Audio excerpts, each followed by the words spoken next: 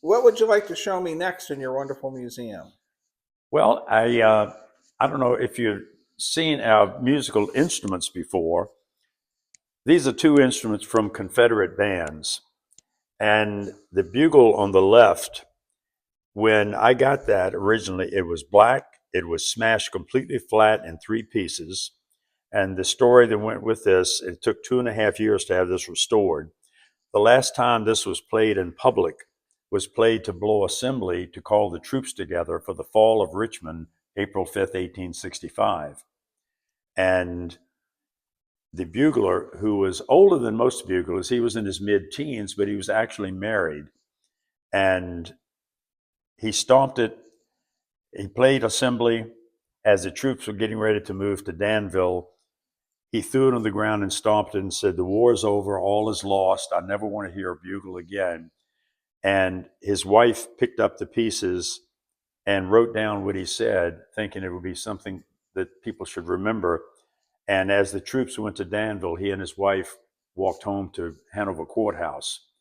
But him actually being AWOL, even though it was only a few days before the war ended, they wanted to keep his name out of it because his name is enshrined in Chesterfield Courthouse as a Confederate hero.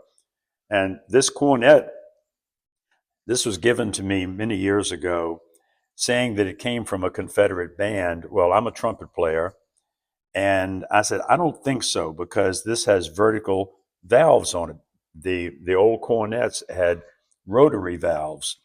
And so I never thought this really was a Civil War instrument until I went to the Gettysburg Museum, and there's the identical cornet there, saying it was the first vertical valved cornet. And this was captured from a Union unit because when the war started, the only people that had brass instruments were the North. They were very expensive, and they were just starting to be imported from Europe in the 1840s and 1850s.